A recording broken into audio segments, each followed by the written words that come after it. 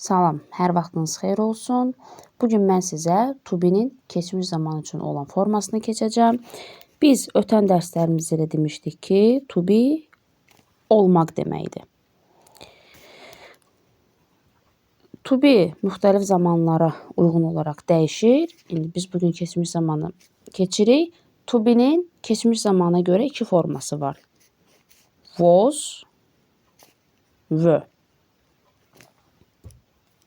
Was, were.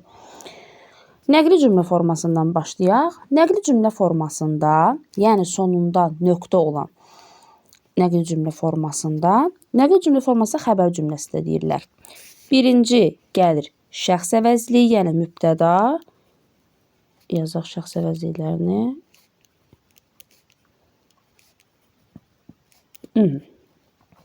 Daha sonra isə gəlir to be'nin formaları, yəni köməkçi feil. Ayda to be'nin keçmiş zamana uyğun olaraq was, you'da were, he'də was, she'də was, itdə was, we'də were, you'da were, they'də were işlənir. I, he, she, it was, you, we, they, were olur. Bu nəqli cümlə formasıdır. İndi keçək sual cümlə formasına.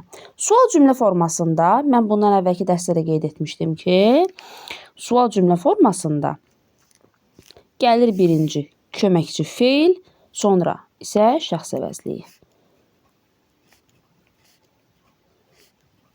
Yəni köməkçi feil keçir cümlənin əvvəlinə, şəxs əvəzliyinin əvvəlinə. Olur was I, were you, was he, was she, was it, were we, were you, were they. Aha, bu da oldu bizim sual cümlə formamız. İndi inkar cümlə formasında was, were köməkçi feillərindən sonra not, inkar hissəciyi işlənir. Olur was not, were not. Aha. Yenə də şəxs əvəzliyini yazaq. İnkar cümlə formasının quruluşu da belədir ki, birinci mübtəda, yəni şəxs əvəzliyi, sonra köməkçi feil, daha sonra isə ikinci dərəcəli üzvlər gəlir. I was not, you were not,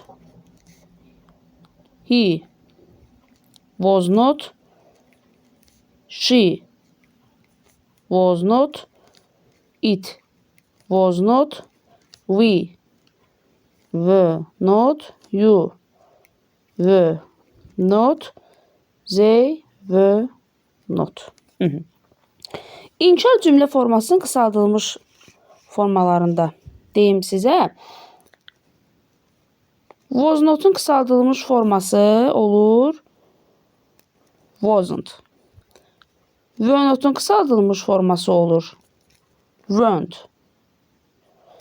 Yəni fərz eləyək ki, notun ikinci hərfli olan o hərfi ixtisar olunur. Ona apostrof əvəz eləyir. Was not, wasn't, were not, weren't.